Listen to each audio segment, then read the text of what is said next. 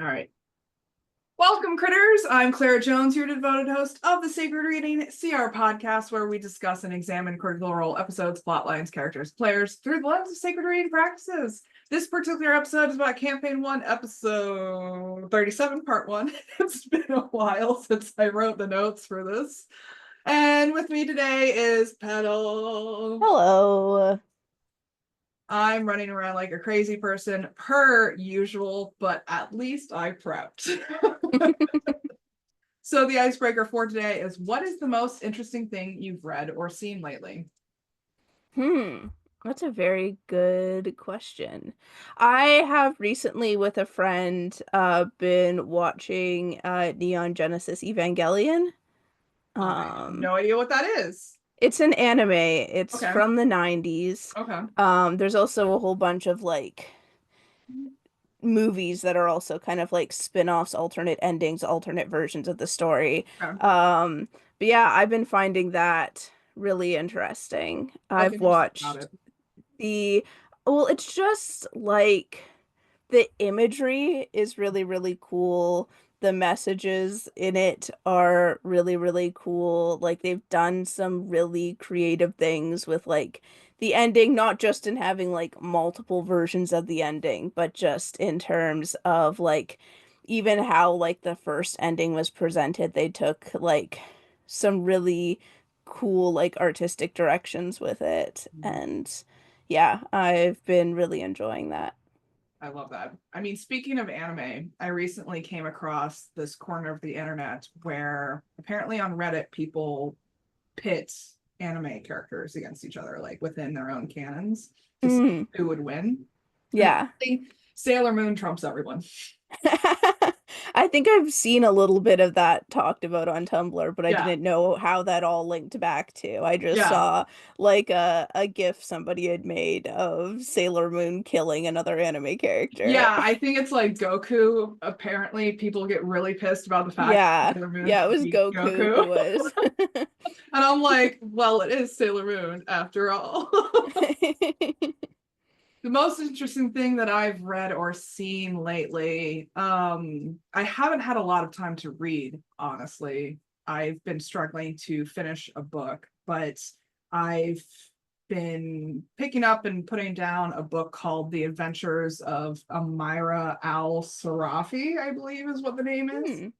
And the author's name's S.A. Chakraborty, and she's known as a high fantasy with a touch of romance, like YA romance writer who is all like Middle Eastern inspired. Oh, And cool. so there's a lot of like jinn stuff going on in her books. And there's just like, obviously, the name of the book is very Middle Eastern inspired. And like the geography of the book is Middle Eastern inspired. And all of the like different magic mechanics, and it's beautiful. She's a beautiful writer, and I fell in love with her Daemabad series, and which was, I think, before this one. And this one is actually from the perspective of a retired pirate queen. Nice. Like she basically tried to retire and like live a simple life away from all the adventure, and then the adventure was like, psych, you still have to play with us. um because apparently she accidentally married a demon and had like a half demon, half human baby. But at any rate, it's very delightful to see fantasy written from the perspective of like a 40 something year old woman instead of like Yeah. 5 21-year-olds that we always get. So it's, I just love reading fantasy stories from different cultural perspectives Yeah. too. Like Tolkien is a classic, at the end of the day, and he's inspired a lot of fantasy over the last however many decades. But I love diving into Middle Eastern fantasy. I love diving into Chinese fantasy. I found a lot of great African-based Oh, fantasy cool. stuff like 2 years ago, was it last year? I don't know, but it was African-based mythology mermaids. And I was like, Oh, yes, fun. please. So I've been traveling around the world with my fantasy reading, but this one in particular is a good one. I haven't finished it yet, so I can't tell you, you know, how it ends, but her writing style is, it's actually written as an interview, like as if a Mm. historian is interviewing her about the events that happened in the book. And so there's like interspersing like commentary of, she's like, calm down. I'm telling the story how I want to tell the story. I love that so much. That sounds really cool. Yeah, yeah. Highly recommend. I mean, it's one of her, I think it's her most famous book that she's written out of her catalog, but pick it up if you get a chance. Yeah. Good I one. will add that to my list. I've been very slow at reading recently, not because I'm a slow reader, but just because I don't have as much time for reading as I did when I was That's, younger, and I've got yeah, so many other hobbies that I'm trying to balance in my free time. yeah. But if I get through the giant stack of books that I have on my bedside table that have been sitting there for 3 years, I will add that to the pile. Yeah, I know. It's like working 60 hours a week and running 2 podcasts kind of gets in the way of reading. Yeah, just a bit. Just a little bit. And I'm just like, this is not, I don't like it. Well, please join us as we embark on this exciting adventure in story analysis and self-reflection in order to deepen our understanding of our world and ourselves. We're just going with the flow, whatever my mouth says at the moment. And we always love hearing your own insights and stories as well. So please comment, like, subscribe below. And ready? All right, let's dive in.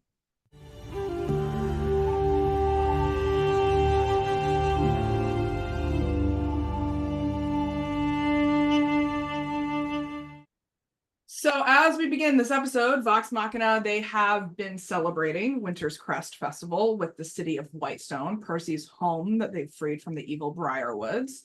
Percy deconstructed, then rebuilt Ripley's pistol, and he added a 5th barrel intended to be used for short-range explosives. Sounds pretty sexy. Vex tries to bargain with Percy to get enough money from the treasury for another magic carpet, but there is no one in town who has those kinds of enchanting abilities. And they discuss how to clear their names in Amon for a while and decide to acquire a letter signed by Cassandra and Keeper Yennon confirming their story about the Briarwoods. Keyleth then casts transport via plants to create a portal from the Sun Tree to the tree in the Temple of Sarenrae and Greyskull Keep in Amon. And they come out the other side to find Pike waiting for them because Ashley's in town. After exchanging very excited greetings, they head inside the keep. On the way, they hear a loud metal clang, which rouses their suspicions. Scanlan goes forth to investigate. Vax calls out after him, "Don't get caught, shithead." Scanlan follows the sound to the arcane laboratory, or laboratory as Matthew says, in the keep. The door is ajar and he hears someone rustling around inside. Scanlan turns himself invisible and then enters. As he tiptoes in, he spots Tiberius Stormwind, who had previously departed abruptly from the remaining members of Vox Machina before they ventured towards Whitestone. Seeing that the source of the disruption is in fact his friend, Scanlan drops his invisibility and goes to hug Tiberius, who is startled and appears flustered. Scanlan calls for the rest of Vox Machina and they join him and greet Tiberius. The Dragonborn, however, has other news to break to the group. He reveals that while the rest of Vox Machina traveled to Whitestone, he has spent the last few weeks in Draconia attempting to secure reinforcements for them, only to be continuously rebuffed by his father. He says that he had intended to join them in Whitestone, but when he heard of their triumphs, he decided to stay in Amon instead. Having spent the better part of a week on his own in the city, he has had time to reflect on his mission. He expresses that his role as a diplomat has fallen to the wayside. His personal mission to recover the arcane artifacts that he has sought after has also grown stagnant, and he feels that he has yet to gain the respect of his family back in Draconia. So he tells the rest of the group that although he thinks of Vox Machina as friends and fine warriors, he has decided to take the opportunity to leave them and carve his own path. So emotionally, the tear starts to crest on his nose, but he claims that it is merely dust and looks away from the group. With a few further sentimental words from the party, as well as directions from Tiberius to appropriately clear his name with the Taldori Council and to let Alora know that she is welcome to visit him in Draconia anytime, he declares that he is terrible with goodbyes and promptly activates a teleportation circle and flashes away with his pet Lockheed. Scanlan and Grog exchange a couple of passing remarks about checking Tiberius's room to see if he left anything behind, before Grog suddenly remembers that they were originally planning to check on their captive, Desmond. That's why they came here. So the party heads down to the prison cell, although Vex stays behind and walks around Tiberius's room a little bit. On their way, the rest of the party encounters Jarrett in the middle of breakfast, who joyfully greets them and says that he is glad to see them all in one piece. He tells them that everything has been fine at the keep. Within the cell, they see their captive Desmond, who is also eating breakfast and appears to be in good health. Vax and Grog ask whether Jarrett encountered any other attacks since the party had been gone. He says that there were none, and the guards have kept a very close eye on things with additional help for a time from Keyleth's summoned elemental. She inquires about how things worked out with the elemental, given that it was sort of a test run, to which Jared states that it was very unsettling and that he is generally uncomfortable with haphazardly tethered creatures from other realms. I mean, valid. Percy is pleased to break the news to Desmond that the Briarwoods will not be a problem anymore and that he is free and clear to be let go. However, the other members of the group interject and say that he is not free to go just yet. They still need him to testify in front of Sovereign Uriel to prove that their earlier actions at the feast held for the Briarwoods were justified. So rejoining the party, Vex wonders aloud why Desmond is still in the cell. Percy responds that it was originally for his own protection, but since the problem has been taken care of, it's no longer needed. Jarrett opens the cell and Desmond seems immensely relieved that the Briarwoods are in fact no more. He tells the group that he cannot wait to get back to Whitestone. Vex confirms with Desmond that he will in fact testify with Uriel about them and then invites him out of the cell to eat breakfast with Vox Machina instead. He comes out of the cell and holds his half-consumed breakfast up to her expectantly. Grog offers to carry Desmond's plate for him and then eats his food while they were on their way to breakfast. Pike also heals Desmond's hand but is unable to restore the missing fingers. The party talks with the guards at the entrance to the Cloud Top District, and Percy convinces them to let the party have a meeting with Uriel. 6 guards escort the group through the Cloud Top District, gaining the attention of the locals, and they are led into the palace, and they overhear the guards plotting to kill them. A squadron of palace guards appear, and the party finds Uriel and Seeker Assume in the throne room as the doors swing open. Behind them stands Tofor Brotaurus, the head of the throne's guard, and the party steps up to the dais to meet with Uriel. He apologizes for his behavior, now cleared from the Briarwoods' charm. Assume talks about his investigations in Wildmount. He says that he found that the Briarwoods have been accused of necromancy 6 years prior, and they were thought to be dead, killed by a mob, but they were seen in Port Damali a few months later, where they bought a ship and hired a crew. So the Briarwoods' announcement that they were planning to build a bridge in Wildmount, which was their reason for coming to Uriel's banquet in the first place, appeared to be false as well. They had utilized this announcement as a means to not arouse suspicion so that they could get close enough to Uriel and his entourage to control their minds to do the charms that they did. Uriel concedes the attack within his walls was instigated by the Briarwoods themselves, and Vox Machina are not at fault. It was the Briarwoods' mind control that clouded his judgment, and he pronounces Vox Machina reinstated on the council and their charges dropped. Uriel asks how they fared in Whitestone, and Percy answers that the Girollo family has been reinstated and peace has been brought back to the city. He apologizes for their poor choices that led to this whole mess, and he informs Uriel that Cassandra now rules Whitestone with the council and asks that Uriel open trade with the city. Uriel says that he will continue working with the rulers in Wildmount to make sure that the proposed bridge is built. And Scanlan asks if Uriel, if Vox Machina can be of any aid to Uriel to protect him from further mind control, since it's happened a couple times now. Vax chimes in to promote Allura, pleading Uriel to put trust in her. The letters Vox Machina found in Whitestone reveal to Uriel and assume that Riskel Daxio is a traitor. Uriel tells his guards to go seize him, and Vex inquires about Fort Daxio, which is a northern military post where Riskel's father, Mikhail, is in command. Uriel promises to look into the possibility that Mikhail is also compromised. Vox Machina brings forth Desmond and the Briar, and Percy asks Uriel if Desmond can become the official letter carrier for any communication made between Whitestone and Vasselheim. Percy proclaims that the Derolo lineage is now restored and asks Uriel to have Greyskull keep designated as an embassy, and Uriel promises that that will happen. Scanlan asks if Desmond can be rewarded for his troubles, and Uriel gives him 1,000 gold pieces. Vax informs Uriel that Vex also promised to match any gift Uriel would give to Desmond, as a joke that annoys Vex. Two guards rush in to Uriel and whisper something into his ear, and they conclude the talks with Vox Machina and dismiss them, but he does inform them that Daxio seems to have fled the palace and would appreciate if Vox Machina could deliver him to Uriel if they find him. Keyleth muses that Riscal might have constructed an escape route or something out of Greyskull Keep as a means to getting away safely in case he was found out to be a traitor. Vex says she wants to check Riscal's room for any secret passageways. When they enter, they see that the guards are already rummaging through it. It becomes clear that anything of worth has been taken with him, and they investigate the room, discovering that a large amount of money has been taken. Certain glyphs are written on pieces of furniture that matches the glyphs that Vox Machina found in the ziggurat as well. Grog remembers that these glyphs, out of character, protect the room from scrying, and they don't find any hidden compartments in Riscal's room. Vex asks the guard when was the last time someone saw him, and the guard answers that a few days ago he was seen together with his servant Jeffrey, who was being interrogated in the next room. Grog and the rest of Vox Machina go over to that room and ask the guards that are interrogating him to leave. Grog takes out Craven Edge, and Scanlan and Grog start a good cop, bad cop routine with Jeffrey. Jeffrey tells them that he last saw Riscal about 3 days ago and that he packed his things and said that he would be back within a month.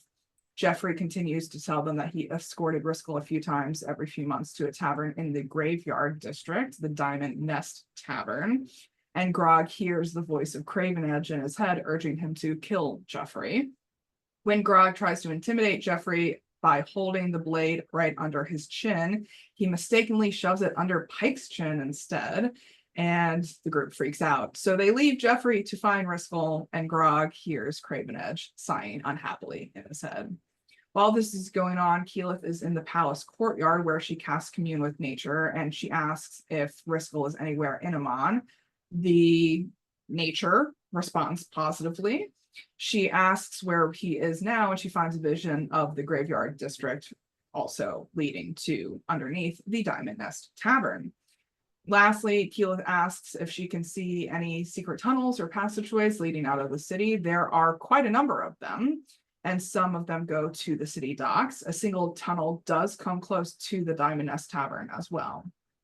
Spax recalls that the tavern was a secret entrance where he and Pike spent time with the class, the Thieves Guild of Amon. So they head to the Graveyard District to seek out Daxio in the tavern, and that's where they break for the episode. So what do we think of this first half? A lot of conversations. A lot of conversation. There's a lot of like wrapping up the final loose ends of the Briarwood arc with the clearing the names. We kind of get more closure on Tiberius leaving. It kind of felt like a lot in this part of the episode.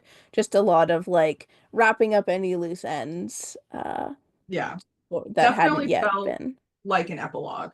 Yeah. And they all lived happily ever after. Except they don't, because this Yeah. is near the beginning of the campaign, but yeah.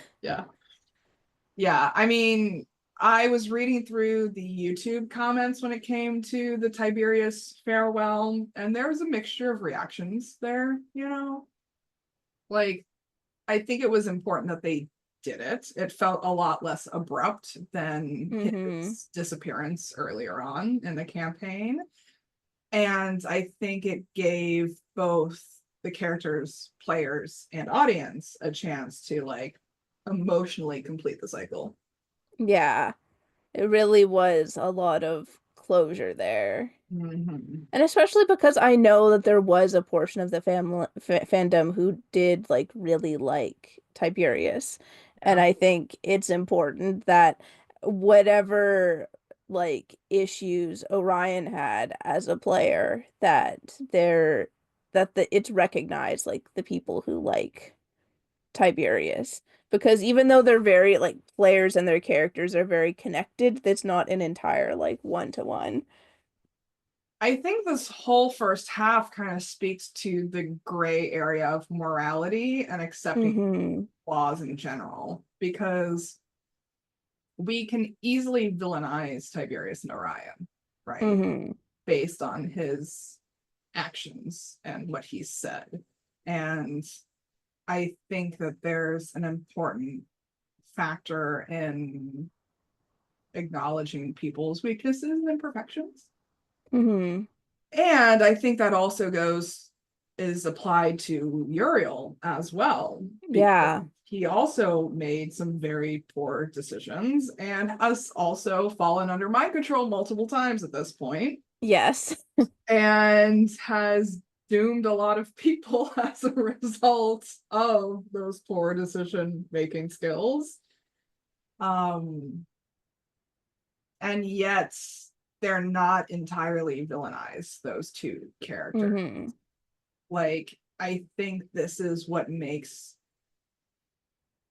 Vox Machina such an interesting group, because we've been talking about this for a while now, is this transition from like pure good guy bad guy behavior and mentality to, oh, people are flawed beings and they sometimes make bad decisions, and how do we decide how bad of a decision it is and how do we react to the badness of that decision.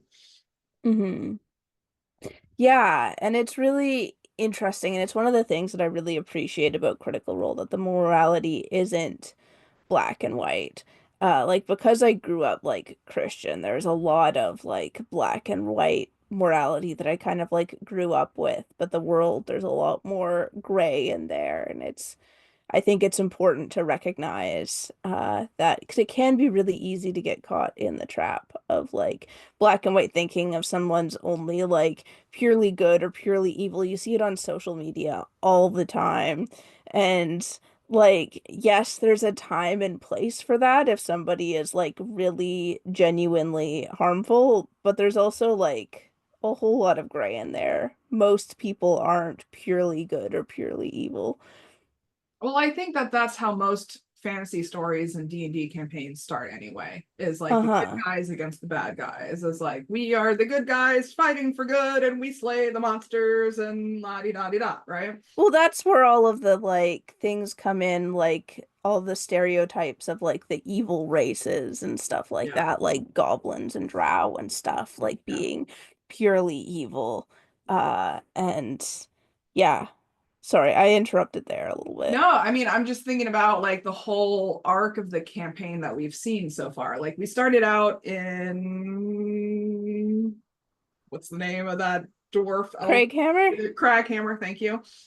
And it's like very straightforward. Like, we kill the evil monsters, we delve into the Underdark, we kill the evil mind slayers, but then there's a little bit of Clarota, but he ends up being evil anyway. Yeah, there's No, also like the Duragar that are treated as purely evil as well, yeah, and yeah. yeah. And then we move on to like killing that old woman just because she was with the tiefling, who the gentleman, or not the gentleman, the master, what was his name? Some Uh, honorific. I'm blanking as well. But with Lilith. And I think that that was the turning point where they started to Hmm. think like, oh, we can't just punch and slice our way through every situation that we come across. Hmm. Because everyone was like, whoa, you killed an old woman that was running away from you, dudes. And they were like, oh, well, she was bad. Yeah, and I think Desmond is a good example, which also is a like really convenient that he's also tied into this part of the episode because like there was, I mean, we talked about it like Desmond when Desmond was like captured and that whole scene in for like the Grayskull where they were interrogating him. There was a lot of like, oh, he's with the Briarwoods, like he must be evil, but also a lot of hesitation there. And so it's kind of cool to see like the fruition of that here of like his name basically being cleared with Vox Machina Yeah, and getting like rewarded, and just I think that is also like a good uh example of their shifts in view yeah. of morality. Yeah, I mean, I think the old woman was the catalyst for starting this change and shift. And then there was also like Vax's interaction with Kai, some that kid. That kid, yeah. um, because he also kind of punched and sliced his way through that situation and then was like, oh fuck. Yeah. I almost killed a kid for no fucking reason. Um, and then they're faced with Whitestone, is this like really mixed bag of who is good, who is evil, and who do we attack in this situation. Like the guard conversation that they had in Whitestone is like, do we Hmm. kill every guard that is working for the Briarwoods, or do we give them a chance to redeem themselves because they are just making the best of the situation that they've been placed into? Hmm. And then they get back to Amon. They kill the big bad evil Briarwoods. They get back to Amon and they're just like, oh wow, everyone is morally gray.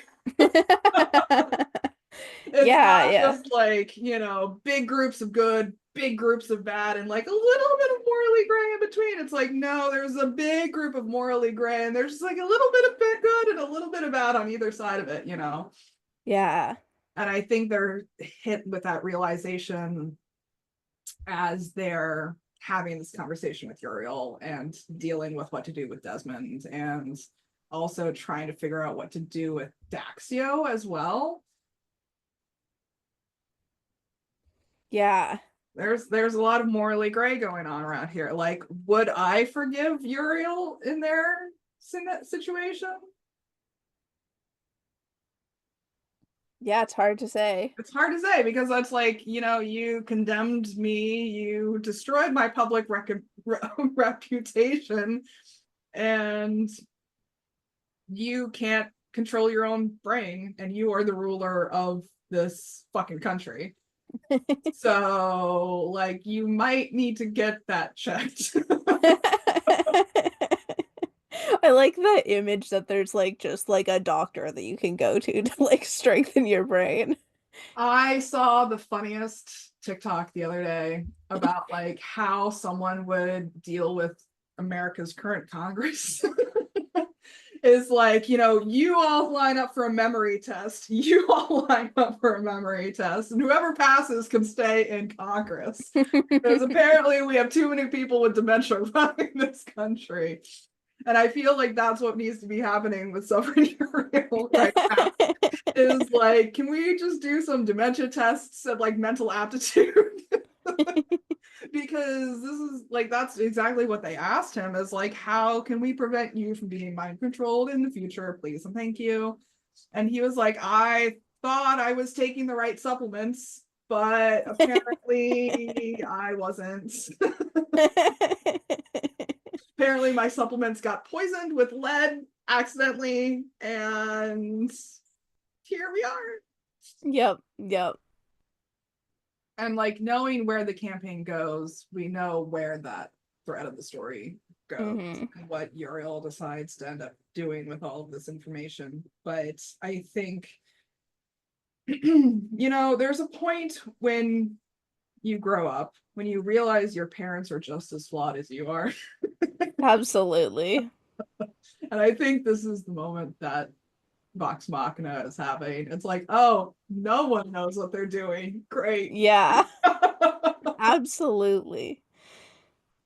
Yeah, I mean, is this their coming of age story? I think it is in a way. I mean, there's a lot of like their like that individual stories of Vox Machina are about like the characters coming of age in a way, like with Keyleth with the Ashari, especially is the first one that comes to mind. Uh, but also like the whole thing with like Percy in Whitestone with the Briarwoods could very much be seen that way as Absolutely. well.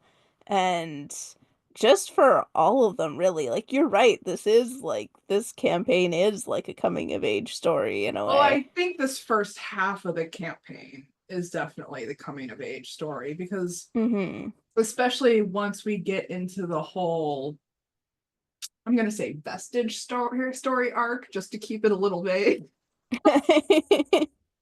I think that that's the tail end of the coming of age Hmm. era of this campaign, because then we also see Vex and Vax having their whole moment, right? Yes. Um, and then Scanlan's gonna get a moment very soon. yeah, that's I was just thinking about that too. Like they're each gonna have that moment. Grog's gonna have that moment as well. Pike's Hmm. going to have that moment. And so I think after we get through those very pivotal coming of age kind of completion cycle moments, then we turn into Vox Machina as world renowned Vox Machina. You know, Yeah, they are fighting for the world, not just for their little corner now. exactly. They've been growed. Hmm. So I mean it's gonna be a while until we get there. Yes. But I like seeing the awkwardness of these growing pains that they're going through right now because Yeah. it is also hella relatable. Absolutely. And we've talked about it before of like just the growing pains of like the show in general. And I think that lines up very well with Absolutely. like as we've talked about numerous times before, like their shift from just like playing a game together at someone's house to like Yeah. the massive behemoth of a show that it has become today. Did you read that Rolling Stones article that came out recently? I About the potential video game. cried. I was like, I'm so proud. Yeah. Oh man, yeah. Like the whole like they are even talking about live action films. Yeah. Yeah, it's become like an entity of its own, and it's so cool to see. I am flabbergasted by it all, honestly. And Yeah, I am so proud and so happy to see them turning into what they're turning into. But these early stages, I think, are just as precious too. absolutely. Of being like, oh, the little babies, they're just making mistakes. Yeah, they have no idea what they're doing yet. No one knows what they're doing. Yeah. They have Oh, no idea at this point in time how big it's going to become. oh my God, no. I mean, I think this is in this episode too, is the first time that they updated their set too. For Yeah. like, they're like, look, we have stone walls or like fake stone walls. They're like, it looks like we're in a fantasy setting instead of just in this blue room. You see these LED torches? They change colors, y'all. And it's like, oh, like it's so cute. Yeah. Yeah. Well, personal experiences coming to mind. Yeah. Well, I mean, I talked a bit about I like my history of like growing up Christian and all of that and about that black and white thinking that I grew up with. It's interesting looking back to see like how that started to shift kind of when I was late high schoolish and started like moving more into that more gray thinking. Although that is more of like a historical example and not something that I'm currently working through. Yeah. Yeah. I mean, we all kind of go through that moment. Like, I remember being so angry when I found out that my parents were just as flawed as I was, and that, like, all of the adults that had been telling me what to do for my entire life didn't know what they were doing either. Yeah. Like, y'all, I trusted you. Yeah. You just like gave me random advice based on anecdotal evidence, Yeah. based on propaganda that you were fed by the media. Hmm. Yep. I may or may not still be mad. That's fair. Oh my God, yeah. I mean, it's a great metaphor for mind control and like charming. It's Absolutely, like, especially with the yeah. increasing amount of propaganda that is going on out there. Dude, I was having a really deep conversation with my best friend about this the other day because we were just talking about like how people can, oh my God, this is going to sound really mean, how people can just be so stupid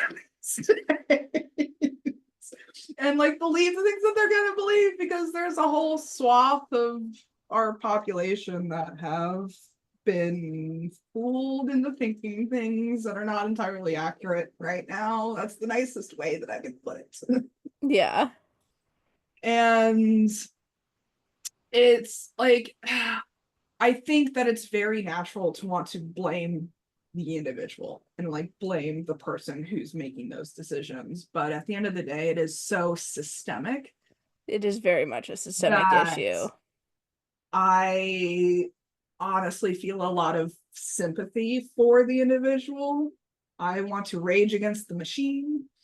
I found a Sorry. that's fine.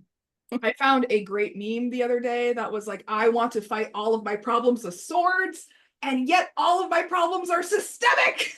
Yeah.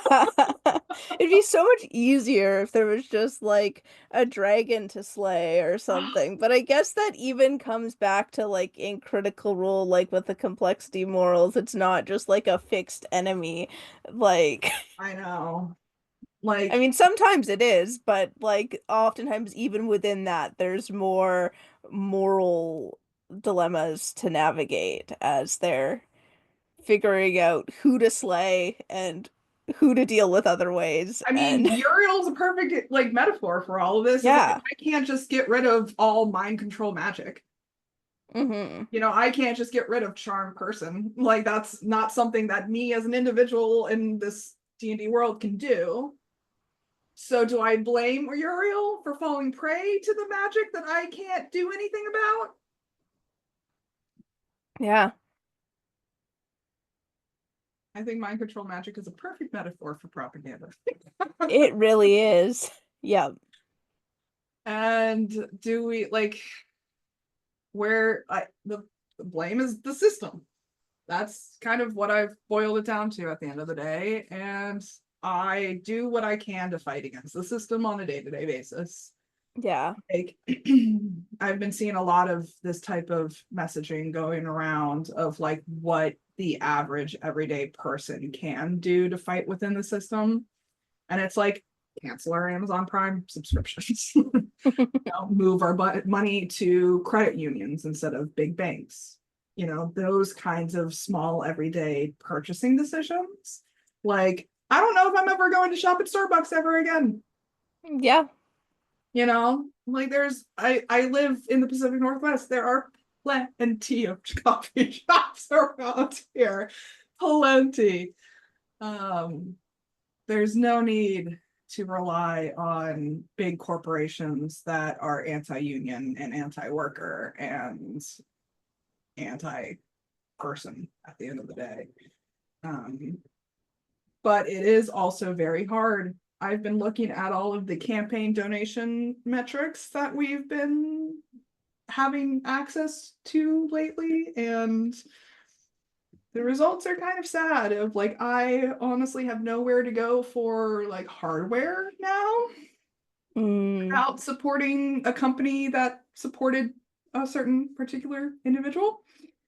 I am now basically boiling down to small, locally, regionally owned franchises for hardware stores instead of yeah.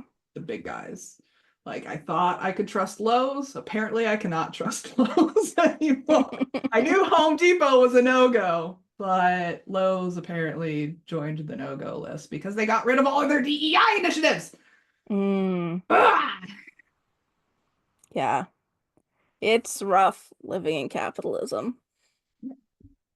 And it's exhausting. Like, I will definitely acknowledge that. Like, there's no way that any of us can be perfect in these endeavors of Hmm. fighting against the system. And I'm sure my money is going to places that I don't want it to go because I just don't have the time or energy or resources to figure out how bad that person or company actually is.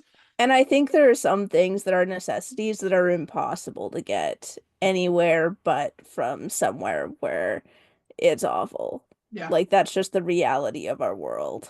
yeah, yeah, It's like there's lots of things that we can pick and choose with, but there's also a lot of things that we don't have choices about. yeah. But I think awareness is the first step.